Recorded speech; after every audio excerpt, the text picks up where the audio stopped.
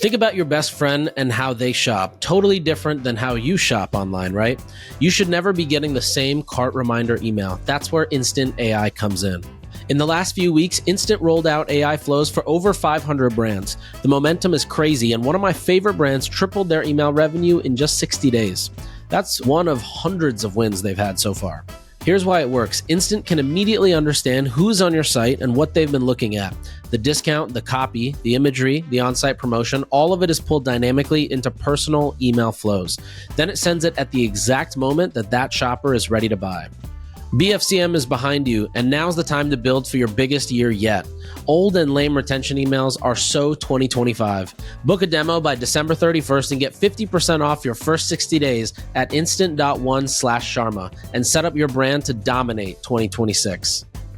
Welcome back to another episode of Limited Supply. I'm your host, Nick Sharma, and today we're going to just recap BFCM. I just had a candid conversation with Simon Wool. Simon is the main guy behind Wool Ventures. It's a growth consulting firm.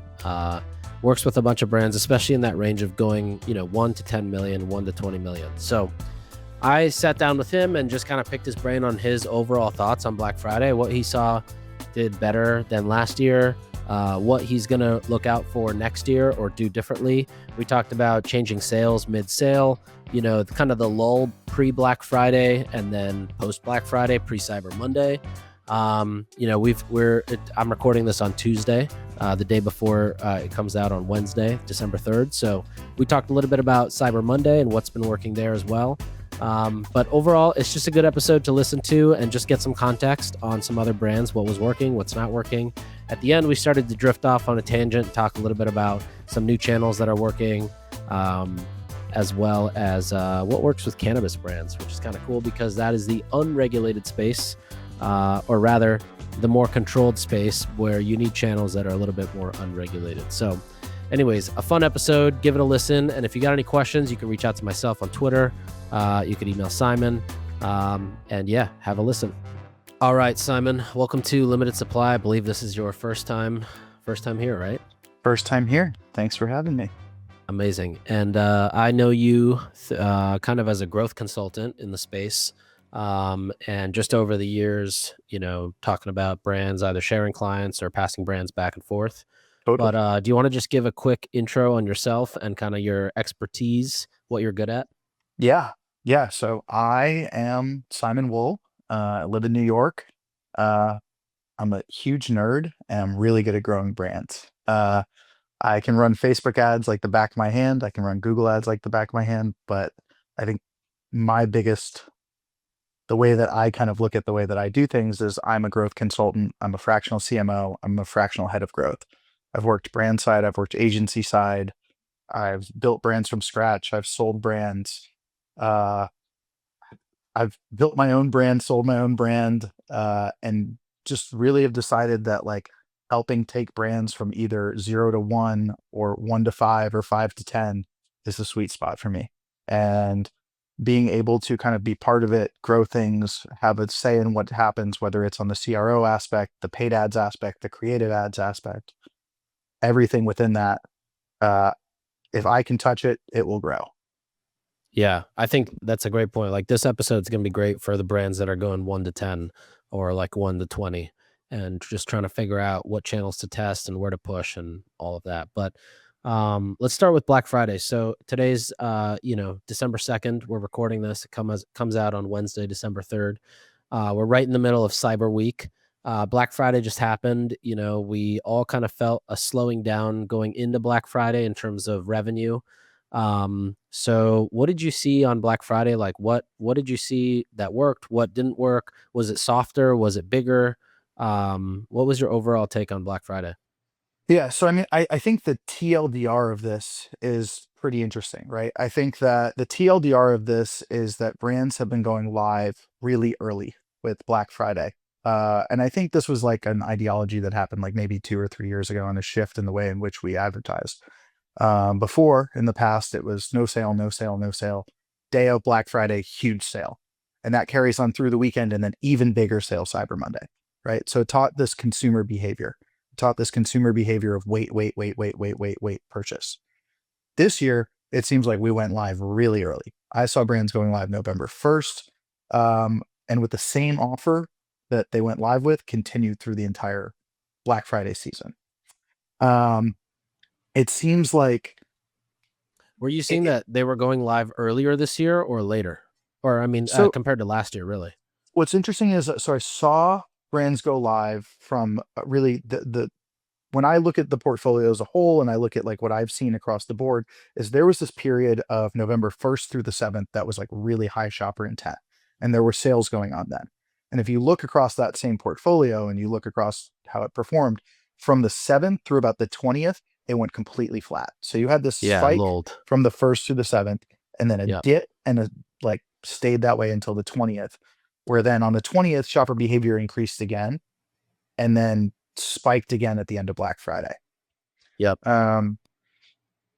So basically, it seems like consumers know that the November 21st, November 20th deal through Black Friday is going to Yeah, be it'll that be better. always on deal. I Yeah, remember seeing that too at Hint. Like the first year we did, I mean, this was also 17 and 18. So in 17, we did a really good deal, only available on Friday, and on Saturday you couldn't get it.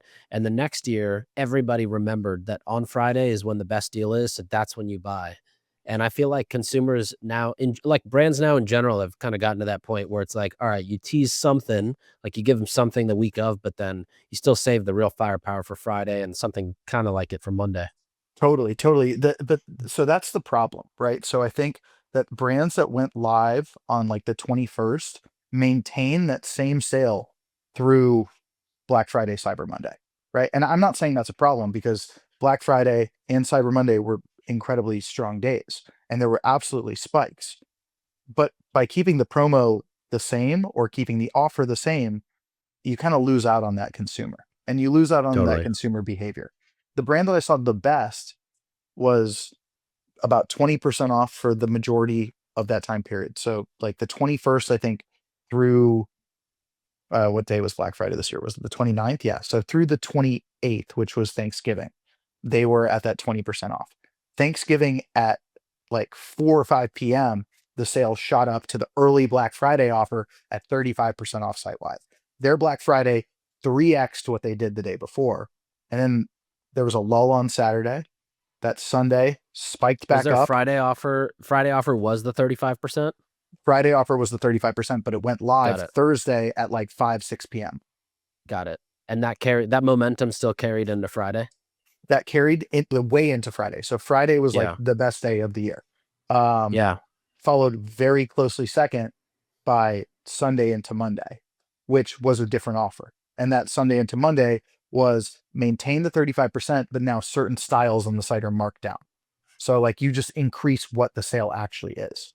Yeah. Doorbusters, if you will. Yeah. We had a lot of, I was just looking at data earlier on the lunar side, and there was a lot of brands that are in that, call it 10 to 15 million revenue range that ended up doing like 2 to 3 million just in this, is what they'll do in BFCM alone, Yeah, which is a lot absolutely. greater than what their percentage was last year as a share of total revenue. Yeah. So I mean, I think that like overall, I mean, this was a good Black Friday, right? Like this was, I I agree. mean, Shopify said this was like the biggest Black Friday they've ever had in I mean, their stock rebounded today and showed that. Um, Funny enough that they had the outage on a Monday, but Yeah. it's rebounded nicely. Um, I mean, that being said, like I think that the performance was really strong.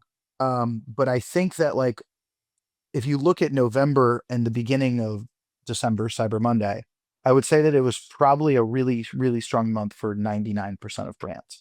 I think what is interesting is, although in my mind, this Black Friday was softer, right? And I say softer not by revenue generated, but by percentage of revenue generated for the month of November, it was softer, right?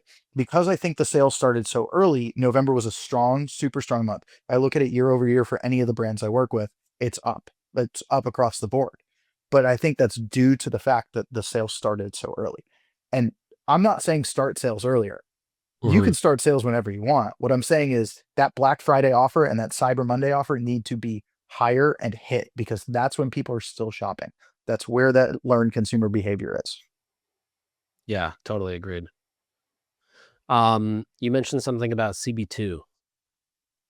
Oh, They love to send text messages. I think CB2 sent 50 text messages from Thanksgiving Day through, I mean, I got one 10 minutes ago. That's why I brought it up, because when we were chatting before, I got another text. But it's crazy. If you go through and like look at it, they've been sending text with video, text with images. Those are expensive Yeah, texts. those are expensive. Yeah. And I mean, this goes back to there's always the idea is like, you're not sending enough emails, you're not sending enough texts. At a certain point, I think you're sending too many emails. I think you're sending too many texts. But I Yeah. don't think most brands send enough emails. That is something I truly believe How in. many emails were some of the brands you were seeing sending on average? Do you know? Yeah. So I think on Black Friday, I think most of them had 3 emails scheduled, right? That does not include resends though. So Hmm. email one would go out like at midnight of Black Friday, and then you have a resend of that at like 7 a.m. And then you have another email that goes out at 10 a.m. And then you have a resend of that at 1. Then you have another email that goes out at 4. And then a resend of that at like 7. And that's the kind of cycle there. It Are you going to get hit with spam complaints? Sure. But like, those people's email inboxes are so flooded during Black Friday, Cyber Monday. If that email, which doesn't cost you any more to send, drives incremental revenue, then you're doing it right.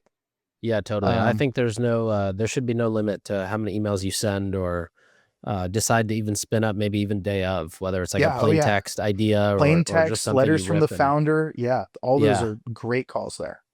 I mean, Yeah, I saw a those are lot of some of brands the were best sending performers. like yeah, a lot of brands were sending like 6 to 8 emails on Black Friday alone. Oh yeah.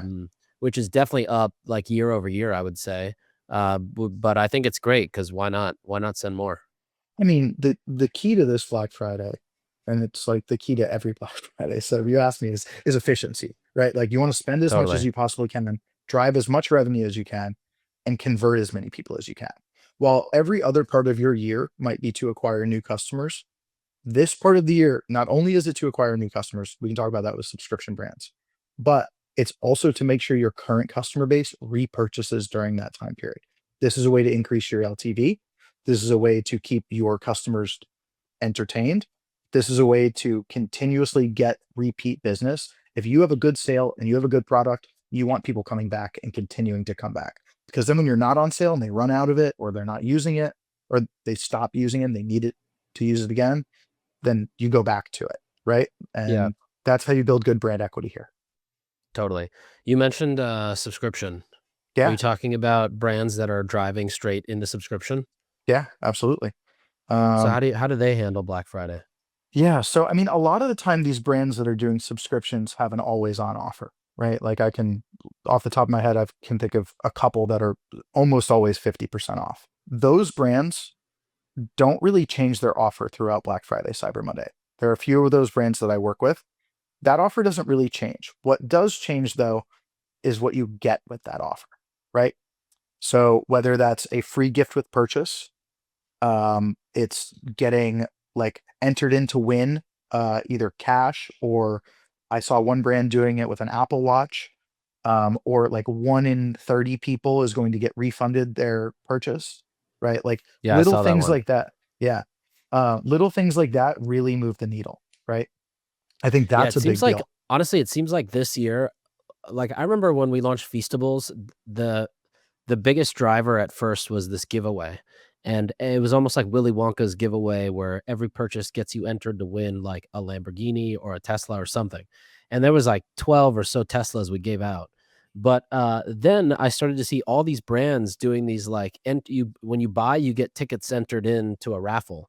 And it seems Yeah. like that's actually a driver that's been working well. And then I saw Everyday Dose do their offer. It was like 1 in 30 That was get a the 1 in 30 refund, one. Yeah. and then it was a separate raffle of just winning cash. I think maybe it was like I don't Yeah. remember how much Yeah. cash it was, Yeah. but It was that. And then, so it seems like this like gamification framework or this concept of gamification has room to be explored and kind of tested in different ways. so, I mean, there's a couple things, and I talk to brands about this a lot, and I always say, make your product for people who live in New York, Miami, Los Angeles, Chicago, these big cities. But the way that your product wins is by the Midwest, the center of America, jumping in and buying your product. If your marketing is driven for those people and not people who like, I can tell you that people in New York City are not buying a product based on getting their money back. Mhm. Majority of them are not. But like if you look at someone in Ohio, right, they might be, right? And that's like that might push them over the edge. If your marketing is driving towards the center of America, which is where the more people are going to be congregated, that is how you're going to grow your brand and that's how you're going to grow your product. You Yeah. create for a small group, sell to the masses, right? And that is how you win. And this goes right back into that, right? So it's like, I mean, the Feastables idea, like I can tell you, like, I don't want a Lamborghini, but like like if somebody wins it, like that's going to be stoked about it. Like they're going to buy the product, right? Because that's amazing for them. But I think like going back to the subscription idea is like, if you want to be selling subscriptions, right? It's not changing the offer, right? The offer Hmm. doesn't change. What it is how much value are you creating for someone? And I think that's how you need to look at it. Whereas like brands will give away like a shaker bottle or a hand blender. Like AG1 is giving, I think, blender one month free on an app. Like this is how you create this value, right? This is making people want to be part of this program. This is wants people to be feel like there's a Yeah, you community almost feel like aspect you got a around it. rebate in other ways. Correct. Yeah, I mean that's like what Amex did with Platinum is like, okay, yeah, it's Right. going to charge you $800, but here's $1,500 in free Right. benefits to using the card. Yeah, 100%. That's a great analogy for it.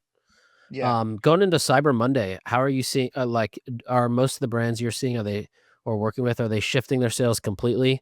Is it exaggerating what was working well before? What are you seeing there? I think it's a little bit of both. There's certainly an exaggeration. There's like a last chance messaging. This is where you get the scarcity messaging that comes in.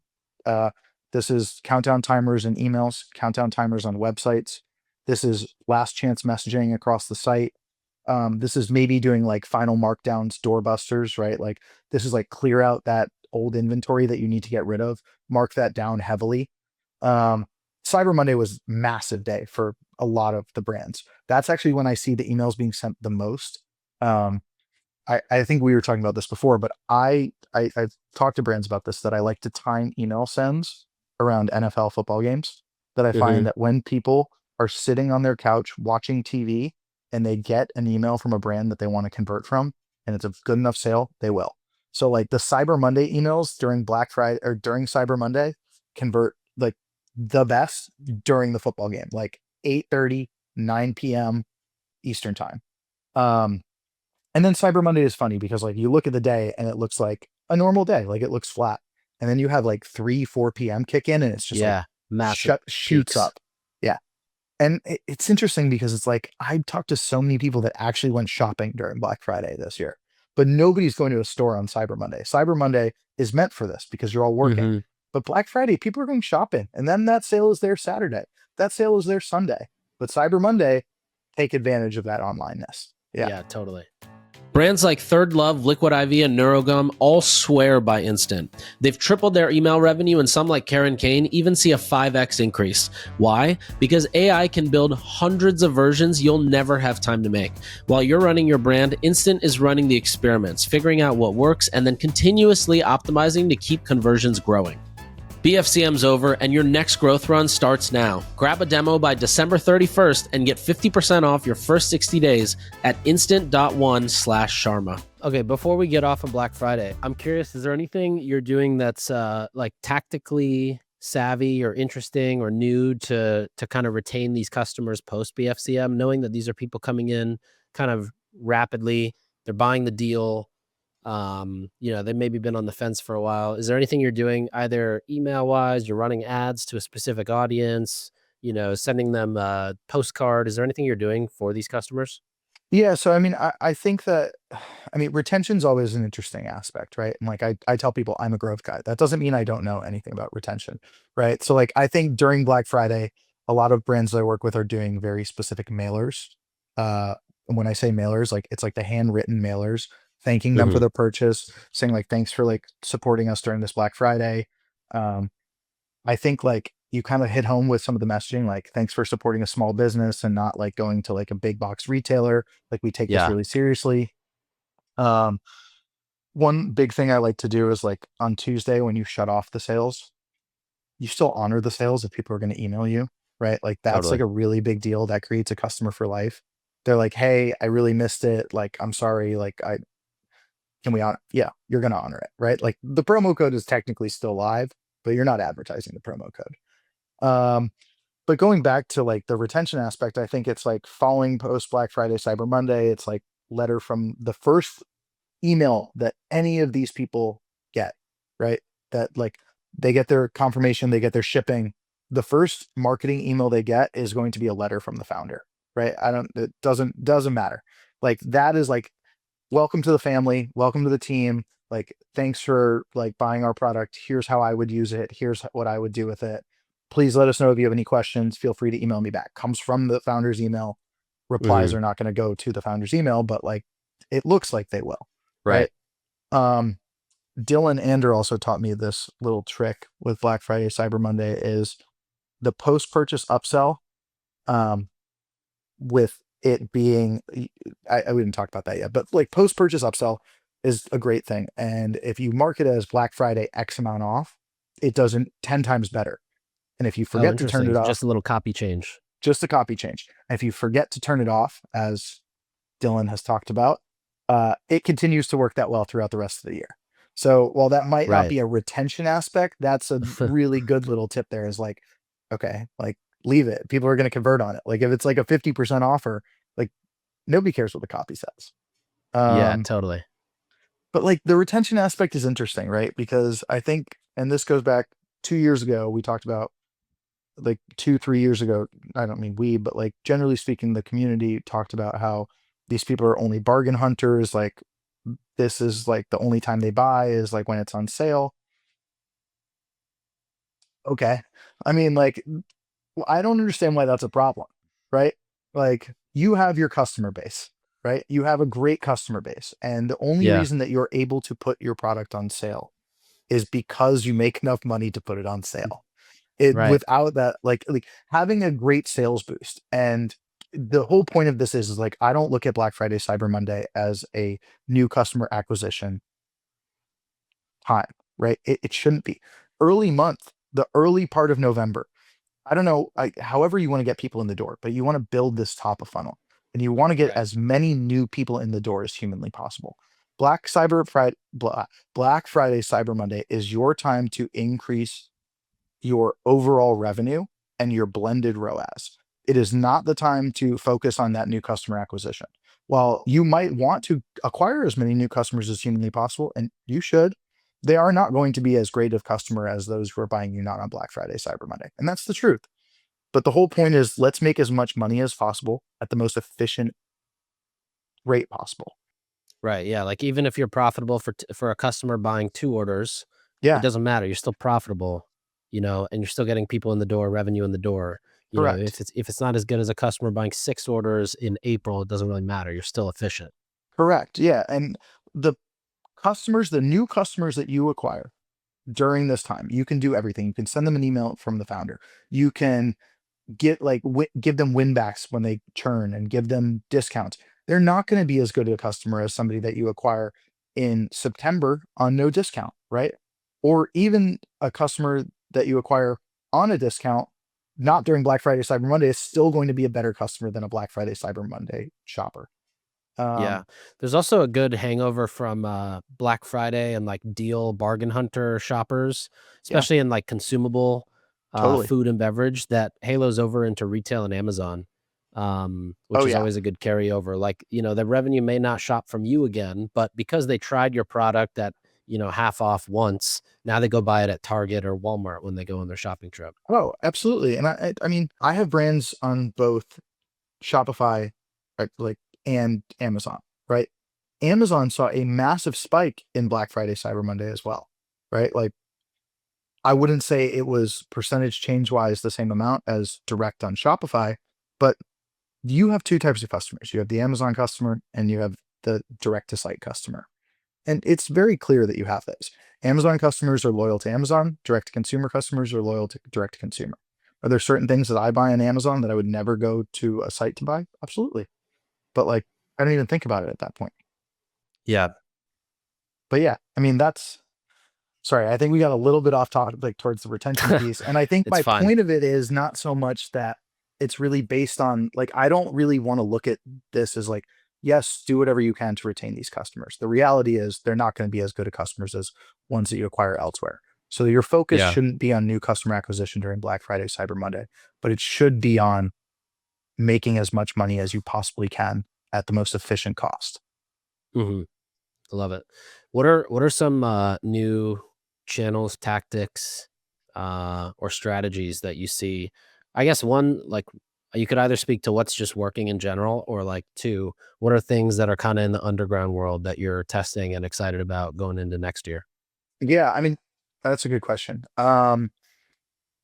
Let's start with the underground one first. So I talked earlier about like building top of funnel, and that gets done before Black Friday starts. That gets done starting September, October. Like, you need to build this Black Friday channel. And how do you do that? And that's building the top of funnel. And how do you build the top of funnel? You get your ads in front of as many people as humanly possible at the cheapest cost. Um, I found this, I mean, I didn't find it, so like I don't want to take credit for it, but like I have been using a platform called Zagged recently, which is clipping. And for those who don't know what clipping is, I had no idea what it was. I thought it was like you just take a podcast and like cut different pieces of it and push that content out.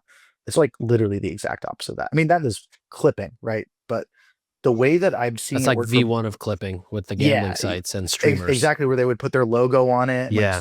yeah. But the way that I see it with brands right now is like, you're scrolling TikTok and you see a slideshow, and it's somebody telling a story about like how like they had this problem and then they solved it, and the way they solved it was with this product. And like that's an ad, right? But it's done as an ad, right? So like I work with this company, they've been awesome, right? Like it's super cheap CPMs. I think it's like $3 to $3.50 CPMs, and like guaranteed views, and you get this huge top of funnel audience. This company Zagged.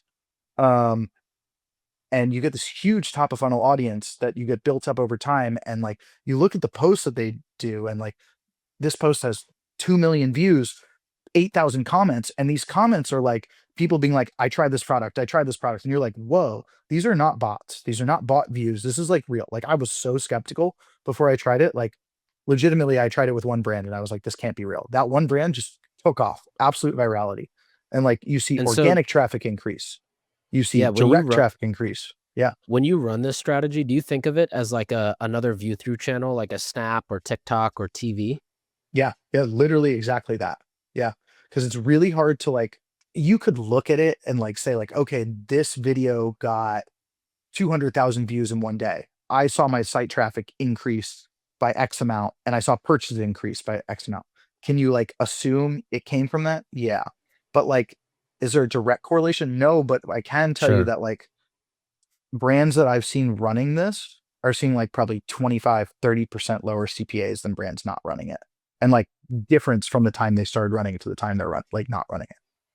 Yeah, yeah. I could totally see it working well, because it's like basically having a ton of accounts just posting. And I mean, these guys are incentivized to just keep posting until I mean, they get paid on a per view. So like they're Yeah. incentivized to keep creating content that keeps generating views. I And mean, that's so it, just floods the market. how they do it is a black box to me, right? But like I'll look at it in a client's account and there's 400 posts, 4 million views across like maybe 200, 300 different creators, right? Just posting, posting, posting. And every day it's new content, and it's good content that some of these brands are then reposting as their own content. Some of it's UGC videos of somebody like reviewing a product. Like Hmm. it's, I mean, I don't know why more brands aren't doing it. And I don't know if I'm just really early to it and finding out about this, but I'm, I'm going to keep doing it. Yeah, yeah, totally. Are there there's no restrictions there either then, with category restrictions? There's no category restrictions. I work with cannabis brands, Hmm. and because this is technically organic content that's being posted, they can talk about it pretty openly. And Yeah. the way that it was explained to me is like, okay, we get one account taken down because they don't like the content. We just spin another one back Yeah, up. there's And it's hundreds like of others. it's not like it's hurting an ad account, right? Like Right. it doesn't have to be. doesn't have to say hashtag ad, right? Like doesn't have to have a disclaimer because this is someone's organic content that they are posting. Right. Yeah, I'm very interested to see how clipping evolves. It's a very interesting channel, and I think it's also funny because like the same way that like a lot of those there was like well, there's just platforms that, like, they shouldn't be liked by the original platform that's kinda hosting them, right? And we've seen this in different ESPs even, but then you're like, "Wait a second, it works, and everybody makes money from it, and it doesn't really, like, harm anybody in the process." So, like, it kinda just keeps happening. Clipping's one of those things where clipping works, and it does produce a bunch of content, but it works. It And does, right? Like, I mean, disclaimer, there's certainly content that I've seen posted for brands that I don't love, but like at the same time, there's organic content like that people post about brands all the time that I don't love, right? totally. Like, so it's like, And I how mean, the much? only stuff that's gonna rise to the top too is stuff that's getting good engagement anyways, which is kinda why I think it works in this platform too, is like, it's not gonna get to everybody and be slop.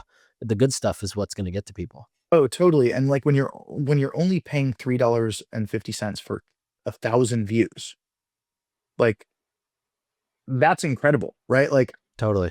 CPMs during Black Friday, Cyber Monday, this is a whole nother discussion. Like what, 3 years ago? It's like CPMs are through the roof. Okay, great, but so are conversion rates. Who cares? Mhm. I mean, you know me, like I'm a straight shooter about this stuff. Like there's like certain metrics that like, yes, we care about and like, yes, we look at, but like at the end of the day, like if it's making us money and it's not hurting the bottom line and helping it, then I'm going to spend more into it. So Right. that answers the under the radar channel. But again, I mentioned before I work with a handful of different cannabis brands. I'm seeing app loving like I didn't believe it. I was allowed to advertise on it starting October 1st. I haven't looked back For since. cannabis? Yeah. Well, I mean, Nice. they reopened it up, right? So they Yeah, had they it in opened the the beta self-service and then like, platform. yeah. So I've been working with it for supplement brands as well as cannabis brands and like really seeing it take off. And new customers. I think the biggest concern was that it was returning customers just coming back and purchasing. During Black Friday, again, don't care who's purchasing. But Yeah. obviously want to be cautious of that. But I'm certainly seeing AppLovin like really take off. Good CPMs, really high ROAS. Seems like a really strong customer, to be honest with you, like across the board. Yeah, I've seen pretty good success with Apple and some of our like our two biggest Black Friday brands had a huge percentage, like I'm talking 25 to 40% of Oh yeah. their customers were app loving this Black Friday season. And I also I've seen a lot of those like incrementality studies where the returning customers are a bit high. So I'm excited to see how they evolve because I know there's another supplement brand I just spoke with today. They also Yep. said that they're doing, probably a few hundred million in revenue, and they were saying that it keeps getting their old customers. Like they don't really need there's no incremental new from the channel yet, but as soon as they add those exclusions, and I'm sure they will at some point in the near future, I'm excited to retest it for some of those brands. But it's pretty amazing. Like I think they're holding on to some gold. And the other thing it comes down to is like how well you like use it and test it. There's a lot of brands that tested it, but like tested it wrong. And I so I agree. think And I think the content, what's really interesting is the content there has to be engaging, right? Like Mhm. again, Yeah, people are uh, coming from a very lean in experience. Their game, correct. they're basically like their brain is It's a flowing. non-skippable. It's right. It's a Right. non-skippable ad. In 15 seconds, give me the elevator pitch on your brand, right? And like Totally. why this person needs it. It has to be engaging. They can't skip the ad, right? Like why do they want to purchase it in 15 seconds? And like I don't mean like do something crazy with a thumb stop. The thumb is stopped, right? Sell the Yeah. product. Right. Um, this isn't a Facebook ad. This is a sales ad. Which going back to sales ads, right? During Black Friday, Cyber Monday, the ads that just literally were a business as usual static ad with the offer front and center were the best performers, Yeah, without a totally. doubt. The stuff that was like so obviously saying there's a sale running right here, click on this, were the ones that did the best. Yeah, don't try and walk me through like why I should buy this product. Like tell me what the sale is, I will go buy it. Yeah. Um, it also goes back to like emails, the ideology, which is like the emails that I open in my inbox are not the up to discounts, right? If you tell me that a site is up to 60% off, my brain already says, okay, there's a collection of stuff that's Yeah, the 5 good stuff's only products. 10% off. Correct. Exactly. If you tell me it's 30% off site wide, I'm shopping it. I'm shopping it every time. Like I bought Bomba's socks because they were, I think, 25% off. I got some socks. I got some slippers. I'm really stoked for those, Nice. actually. Yeah. Amazing. Um, but yeah,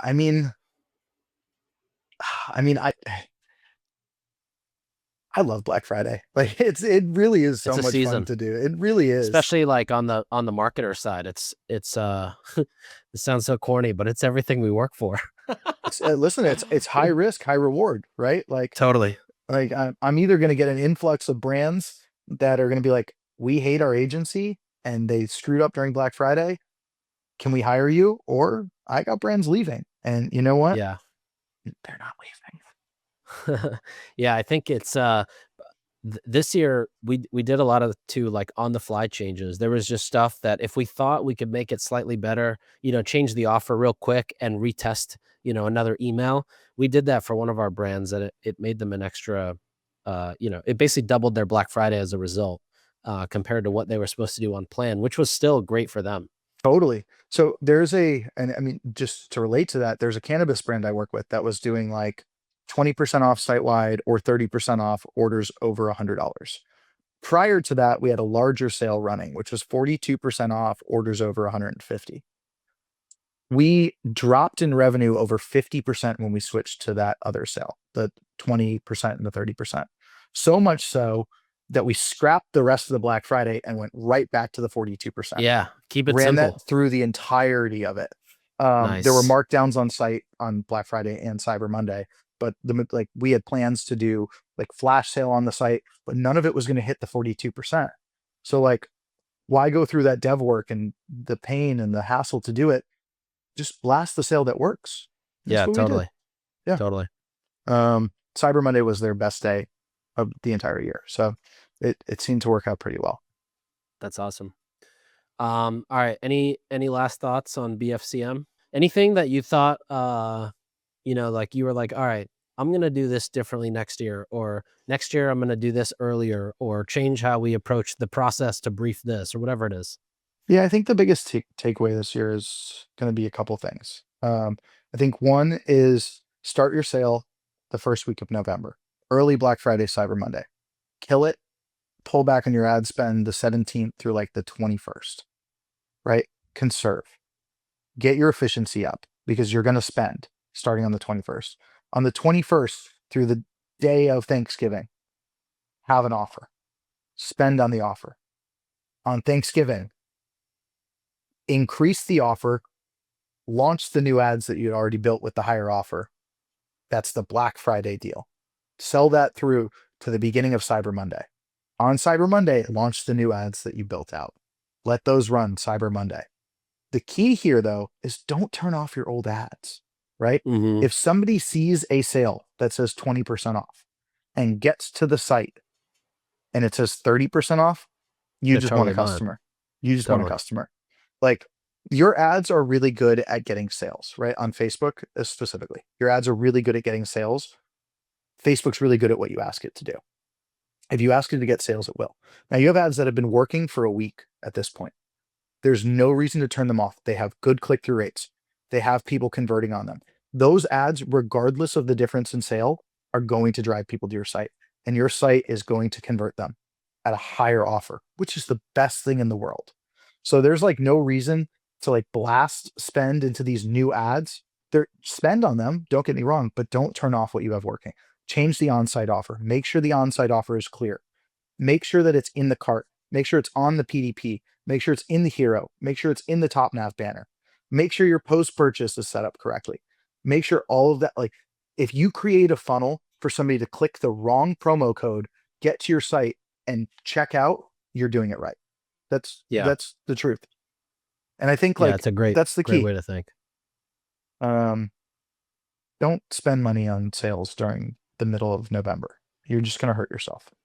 and you're Yeah. going to wonder why your sales not working, and you're going to try and spend, and it's going to be stressful, and it's honestly every year that happens. Everybody's like every single writing, year. leading into the season. It's like, oh, is it going to be rough? It's always year over year. It's always greater, but everybody's like, oh, is it going to pull back, recession, this? And then it's like, there's that little pop, then it goes really quiet, and then boom, it's right Yeah. in the face. Build your new funnel, or build your funnel at the beginning of Q1. Sell that funnel, make as much money as possible during this time period. This is the time to do it. The most money possible. I mean, the end of December into January is going to be another time to do it, but this is the time to really do it. During Black Friday, Cyber Monday, don't focus on the new customer acquisition. You've already focused on that. Convert these people to increase that LTV time over time. I mean, I think send more emails at the right times. Do the CB2 method. Overwhelm people with text messages. Make it fun, right? Like put your sales front and center. Make it fun. The ads that like are memorable to me are the ones that like have a sale front and center and make me laugh, right? Like they're silly, they catch my eye. Like I'm like, okay, Brooklyn posted like a sticky note that just says 35% off. Right. Okay, great. I remember that. Like that's Right. super simple, right to the point. Sells me. Yeah. Awesome. Keep it simple, stupid. KISS. That's it. The best. Yeah. Amazing. Well, Simon, thank you for coming on. Thank you for having me. Sharing your thoughts on Black Friday. Thank you, Nick. Oh, where Appreciate can people it. get in touch with you? You can reach out to me through my website at woolventures.com, or you can email me at simon@woolventures.com, WOOLVENTURES.com. Amazing. Thank you, Simon. Thank you, Nick.